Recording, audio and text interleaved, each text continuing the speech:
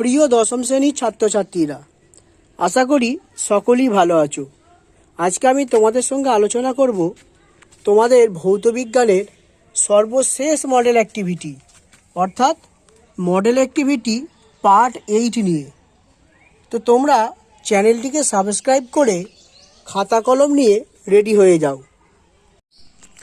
দেখো, যেহেতু এটা তোমাদের সর্বশেষ মডেল অ্যাক্টিভিটি অর্থাৎ ফাইনাল মডেল অ্যাক্টিভিটি, তাই তোমাদের পূর্ণমানটা এবারে বাড়িয়ে 50 নম্বর করা হয়েছে। তো প্রথমে আছে একের দাগের, দেখো ঠিক উত্তরটি নির্বাচন করো। 8টা প্রশ্ন আছে, 1 নম্বর করে 8 নম্বর আছে। তো একের দাগের একের প্রশ্নটা হলো, যেটি জীবাশ্ম জ্বালানি নয় সেটি হলো বায়োগ্যাস, পেট্রোল, ডিজেল নাকি কয়লা।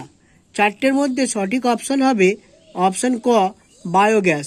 কারণ ডিজেল, পেট্রোল, কয়লা এগুলো সবকটি হচ্ছে জীবাশ্ম জ্বালানি, শুধুমাত্র বায়োগ্যাস জীবাশ্ম জ্বালানি নয়। একের দাগে 2, কোনো উত্তর লেন্সের ফোকাসের মধ্যে বস্তুকে রাখলে গঠিত প্রতিবিম্ব হবে সদ ও অবশীর্ষ, অসদ ও অবশীর্ষ, সদ ও সমশীর্ষ, অসদ ও সমশীর্ষ। সঠিক উত্তর হবে অপশন ঘ, অসদ ও সমশীর্ষ। 1-3, যে যৌগটি আয়নীয় নয় তা হলো KH, NaCl, CaCl2 নাকি CH4। সঠিক অপশান হবে অপশন ঘ, CH4। যেহেতু মিথেন একটি জৈব যৌগ তাই এটি আয়নীয় যৌগ নয়। 1-4, যেটি মৃদু তড়িৎ বিশ্লেষ্য সেটি হলো সোডিয়াম ক্লোরাইড নাকি অ্যামোনিয়াম সালফেট নাকি সালফিউরিক অ্যাসিড নাকি অ্যাসিটিক অ্যাসিড। সঠিক উত্তর হবে অ্যাসিটিক অ্যাসিড। যেহেতু অ্যাসিটিক অ্যাসিড একটি জৈব অ্যাসিড তাই ইহা মৃদু তড়িৎ বিশ্লেষ্য। 1-5, যে গ্যাসের বাষ্প ঘনত্ব অক্সিজেন সাপেক্ষে 2 তার আণবিক গুরুত্ব হল 4 গ্রাম পার মোল, খ 16 গ্রাম পার মোল, 32 গ্রাম পার মোল নাকি 64 গ্রাম পার মোল। সঠিক অপশন হবে অপশন ঘ, 64 গ্রাম পার মোল। কীভাবে হবে এটা? ওই গ্যাসটির বাষ্প ঘনত্ব বাই অক্সিজেনের বাষ্প ঘনত্ব সমান এখানে 2। ওই গ্যাসটির বাষ্প ঘনত্ব আর অক্সিজেনের বাষ্প ঘনত্ব কত? 16। তাহলে ওই গ্যাসটির বাষ্প ঘনত্ব বাই 16 সমান 2। তাহলে ওই গ্যাসটির বাষ্প ঘনত্ব কত হবে? 16 × 2 সমান 32। আর আমরা জানি আণবিক গুরুত্ব সমান কি? বাষ্প ঘনত্ব ইন্টু 2, অর্থাৎ ওই গ্যাসটির আণবিক গুরুত্ব হবে 32 × 2 সমান 64 গ্রাম পার মোল। আণবিক গুরুত্ব হবে 64 গ্রাম পার মোল। 1-6, গলিত সোডিয়াম ক্লোরাইডের তড়িৎ বিশ্লেষণ করার সময় ক্যাথোড ধনাত্মক ও এখানে বিজারণ ঘটে, ক্যাথোড ঋণাত্মক ও এখানে বিজারণ ঘটে, অ্যানোড ধনাত্মক ও এখানে বিজারণ ঘটে নাকি অ্যানোড ঋণাত্মক ও এখানে বিজারণ ঘটে। সঠিক উত্তর হবে অপশন খ, ক্যাথোড ঋণাত্মক ও এখানে বিজারণ ঘটে। 1-7, 3 ওহম এবং 6 ওহম রোধের সমান্তরাল সমবায়ের তুল্য রোধের মান হল ক 9 ওহম, খ 4 ওহম, গ 2 ওহম, ঘ 1 ওহম। তো এখানে সঠিক উত্তর হবে অপশন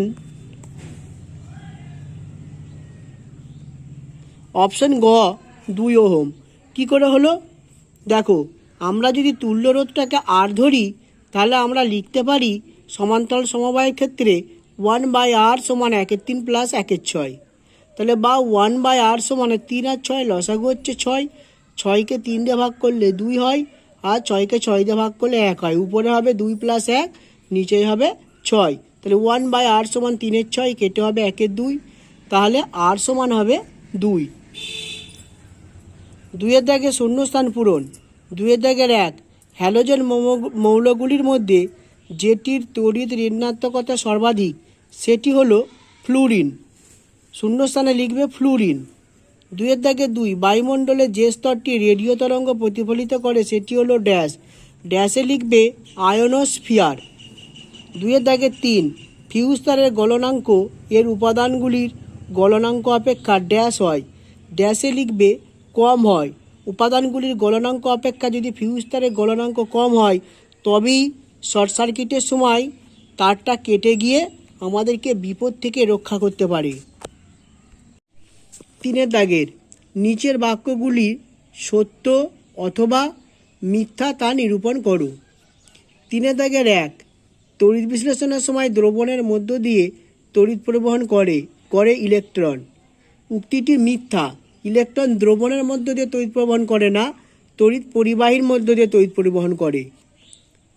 3 দাগের 2, উচ্চ উষ্ণতা ও নিম্ন চাপে বাস্তব গ্যাসগুলি প্রায় আদর্শ গ্যাসের মতো আচরণ করে। উক্তিটি সত্য।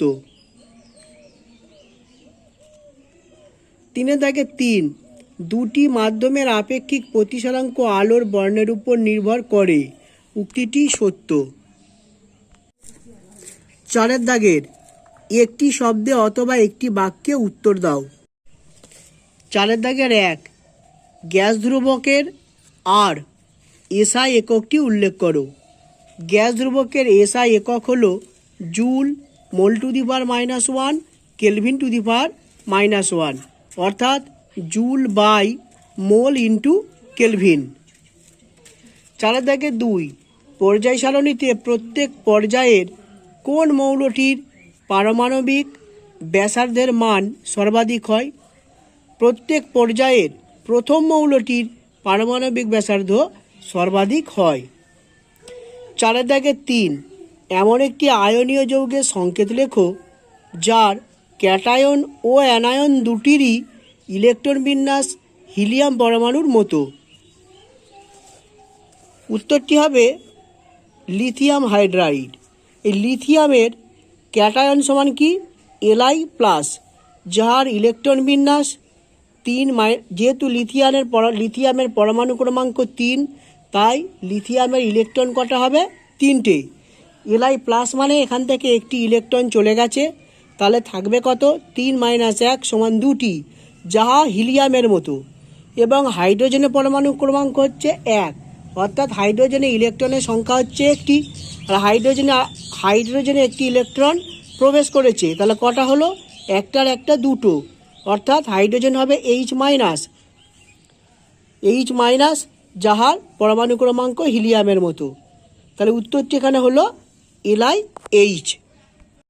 4 দাগের 4, কিলোওয়াট কেডব্লিউ, কিলোওয়াট ঘন্টা kWh এর মধ্যে কোনটি ক্ষমতার একক?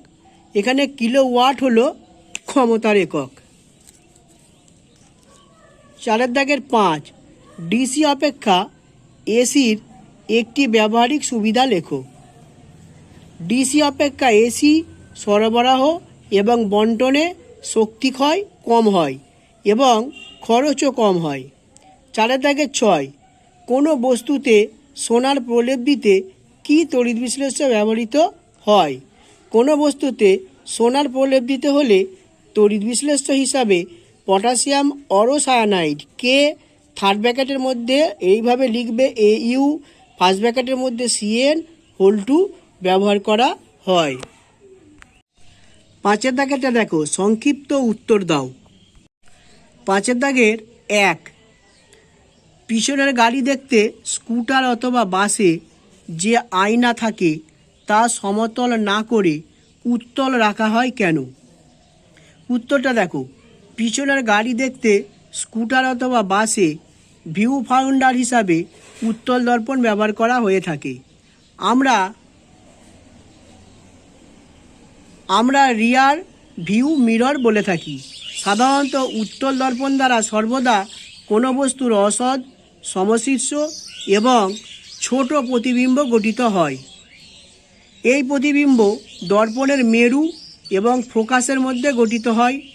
তাই সমান আকারের সমতল দর্পণের তুলনায় উত্তল দর্পণের অনেক বেশি বস্তুর প্রতিবিম্ব দেখা সম্ভব হয়, অর্থাৎ দর্পণের দৃষ্টিক্ষেত্র অনেক বেশি হয়।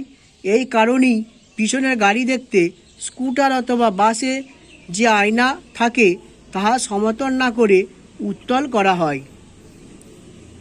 5 দাগের 2, কোনো মৌলের আয়নীভবন শক্তি বলতে কী বোঝো? উত্তরটা দেখো, সর্বনিম্ন শক্তিস্তরে অবস্থিত কোনো মৌলের একটি বিচ্ছিন্ন গ্যাসীয় পরমাণু থেকে তার যোজ্যতা কক্ষে, এটা কয় মতনের শয়ে একা, যোজ্যতা কক্ষে সবচেয়ে দুর্বলভাবে আবদ্ধ ইলেকট্রনটিকে সম্পূর্ণরূপে অপসারিত করে পরমাণুটিকে গতি শক্তিহীন এক একক ধনাত্মক আধান বিশিষ্ট আয়নে পরিণত করার জন্য প্রয়োজনীয় ন্যূনতম শক্তিকে ওই মৌলের আয়নীভবন শক্তি বলে। 5 ক্যালসিয়াম কার্বনেটের মধ্যে ভর হিসাবে ক্যালসিয়ামের শতকরা পরিমাণ নির্ণয় করো। এখানে দেওয়া আছে Ca = 40। এখানে ক্যালসিয়াম কার্বনের CaCO3, এটাকে ফার্স্ট ব্র্যাকেটটাকে ক্লোজ করে নেবে। এখানে দেওয়া আছে CaCO3, এর আণবিক ভর কত হবে? এই CaCO3 ক্যালসিয়াম হচ্ছে 40, কার্বন কত? কার্বন 12 আর অক্সিজেন হচ্ছে 16। 3টে অক্সিজেন আছে, 16 × 3 হবে। এটা যোগ করে আমরা পাবো কত? 100 গ্রাম। তাহলে 100 গ্রাম ক্যালসিয়াম কার্বনেটের মধ্যে ক্যালসিয়াম কত আছে? 100 গ্রাম ক্যালসিয়াম কার্বনেটের মধ্যে ক্যালসিয়াম আছে 40 গ্রাম, অর্থাৎ 100 ভাগের মধ্যে 40 ভাগ। আর 100 ভাগের মধ্যে যত ভাগ থাকে সেটাকেই আমরা শতকরা বা পার্সেন্ট বলি। তাহলে এখানে ক্যালসিয়ামের শতকরা ভাগ কত? 40 ভাগ বা 40%। 5 প্রশ্নটা, সোডিয়াম ক্লোরাইডের ক্ষেত্রে আণবিক ওজন কথাটি কেন প্রযোজ্য নয় তাহা ব্যাখ্যা করো। দেখো, NaCl হলো একটি তড়িৎযোজী যৌগ যা কঠিন অবস্থাতেও অণু হিসাবে থাকে না। Na+ এবং Cl- আয়নে বিয়োজিত অবস্থায় থাকে। যেহেতু Na+ কঠিন অবস্থাতে অণু হিসাবে থাকে না, তাই উহার আণবিক ওজন 58.5 কথাটি যথাযথ নয়। উহার সংকেত NaCl, তাই উহার সংকেত ভর সমান 23 + 35.5 সমান 58.5, এই কথাটি ব্যবহার করাই যুক্তিসম্মত। 5 প্রশ্নটা দেখো, 50 গ্রাম ক্যালসিয়াম কার্বনেটের পূর্ণ বিয়োজনে কত গ্রাম কার্বন ডাইঅক্সাইড গ্যাস পাওয়া যাবে নির্ণয় করো। এখানে দেওয়া আছে Ca 40, কার্বন 12, অক্সিজেন 16। CaCO3কে আগে বিয়োজন করো। CaCO3কে বিয়োজন করলে আমরা পাই CaO + CO2। CaCO3 আমরা দেখেছি এর টোটাল আণবিক ওজন হচ্ছে 100 গ্রাম। আর এখানে কার্বন ডাইঅক্সাইডের আণবিক ওজন কত বেরোলো? 44 গ্রাম। তাহলে 100 গ্রাম ক্যালসিয়াম কার্বনেট থেকে আমরা কত গ্রাম কার্বন ডাইঅক্সাইড পাই? 44 গ্রাম। 100 গ্রাম ক্যালসিয়াম কার্বনেটের বিয়োজনে কার্বন ডাইঅক্সাইড পাওয়া যায় 44 গ্রাম। 1 গ্রাম CaCO3 এর বিয়োজনে CO2 পাওয়া যায় 44/100 গ্রাম। তাহলে 50 গ্রাম CaCO3 এর বিয়োজনে CO2 কত পাবো? 44 × 50/100, কাটাকাটি করে কত হলো? 22 গ্রাম। তাহলে অতএব 50 গ্রাম CaCO3 এর সম্পূর্ণ বিয়োজনে 22 গ্রাম CO2 পাওয়া যাবে। 6 দেখো, শুষ্ক বায়ু থেকে আর্দ্র বায়ু অর্থাৎ জলীয় বাষ্পপূর্ণ বায়ু হালকা কেন তা ব্যাখ্যা করো। দেখো, শুষ্ক বায়ুর বাষ্প ঘনত্ব 14.4 এবং জলীয় বাষ্পের বাষ্প ঘনত্ব হচ্ছে 9।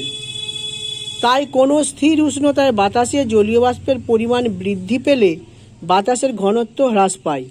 তাই স্থির উষ্ণতায় বাতাসে যত পরিমাণ জলীয় বাষ্প অন্যান্য গ্যাসগুলিকে প্রতিস্থাপন করতে থাকে বাতাসের ঘনত্ব তত কমতে থাকে। তাই বলা যায় একই উষ্ণতায় শুষ্ক বায়ুর চেয়ে আর্দ্র বায়ু হালকা হয়ে থাকে। 6 দেখো, শুষ্ক বায়ু থেকে আর্দ্র বায়ু হালকা কেন তা ব্যাখ্যা করো। শুষ্ক বায়ুর বাষ্প ঘনত্ব 14.4 এবং জলীয় বাষ্পের বাষ্প ঘনত্ব 9। তাই কোনো স্থির উষ্ণতায় বাতাসে জলীয় বাষ্পের পরিমাণ বৃদ্ধি পেলে বাতাসের ঘনত্ব হ্রাস পায়।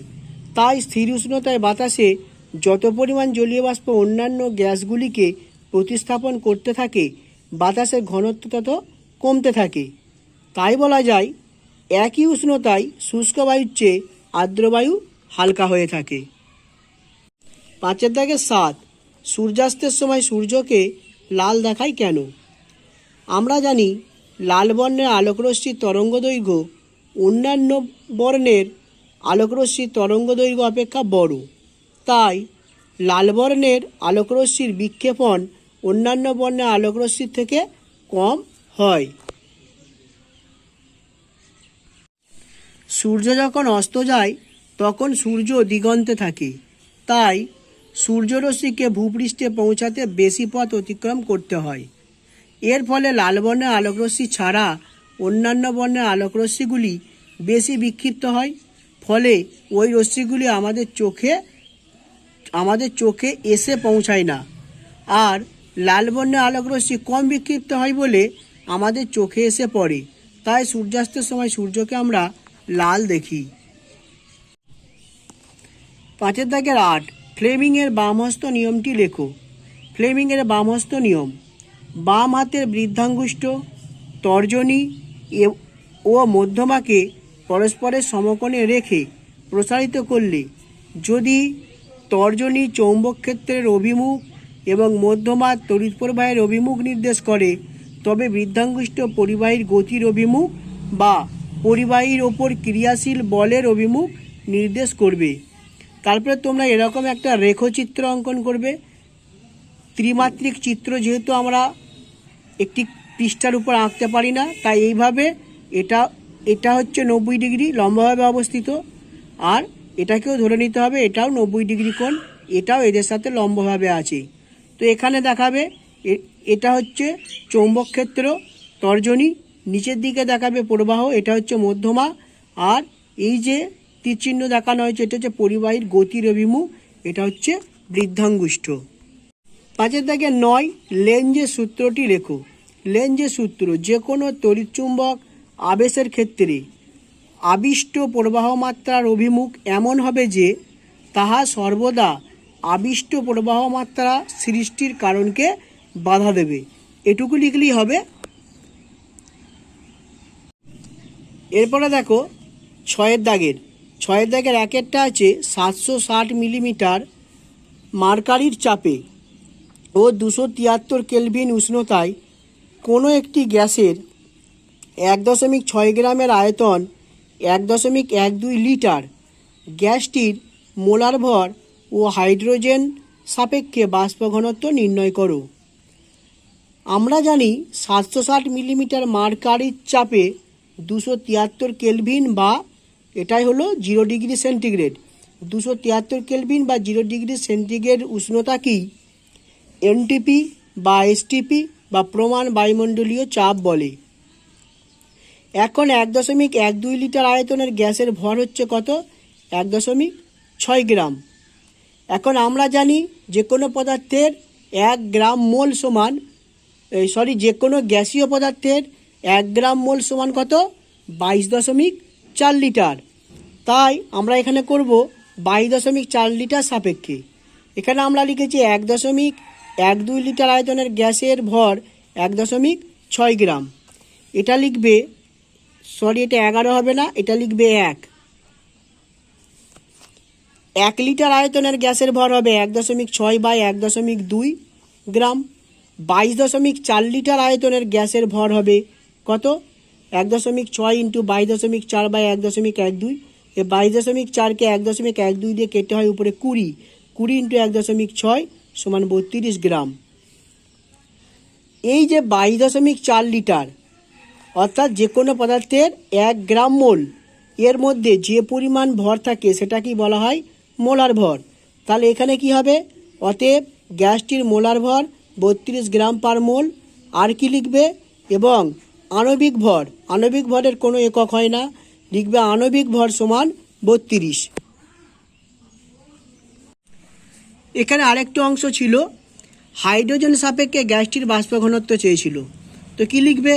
হাইড্রোজেন সাপেক্ষে গ্যাসটির বাষ্প ঘনত্ব হচ্ছে গ্যাসটির আণবিক ভর বাই 2। আমরা কি জানি? যে কোনো পদার্থের আণবিক ভর সমান 2 ইন্টু বাষ্প ঘনত্ব। তাহলে বাষ্প ঘনত্ব কি সমান কি হবে? আণবিক ভর বাই 2 সমান 32/2 সমান 16। 6-2 অঙ্কটা দেখো। একটি তড়িৎ কোষের তড়িৎচালক বল 10 ভোল্ট ও আভ্যন্তরীণ রোধ হচ্ছে 2 ওহম। তড়িৎ কোষটিকে 8 ওহম রোধকের সঙ্গে যুক্ত করা হলো। রোধকটিতে 60 সেকেন্ডে কত জুল তাপ উৎপন্ন হবে তা নির্ণয় করো। এখানে দেখো তড়িৎ কোষটির তড়িৎচালক বল সমান কি ই, এটাকে ই ধরেছি, ক্যাপিটাল ই সমান 10 ভোল্ট। আভ্যন্তরীণ রোধ হচ্ছে স্মল আর সমান 2 ওহম, বাহ্যিক রোধ ক্যাপিটাল আর সমান 8 ওহম। তাহলে অতএব বর্তনীর মূল তড়িৎ প্রবাহ ক্যাপিটাল আই সমান কি হবে? ক্যাপিটাল আই সমান উপরে লিখবে ক্যাপিটাল ই, নিচে লিখবে ক্যাপিটাল আর প্লাস স্মল আর।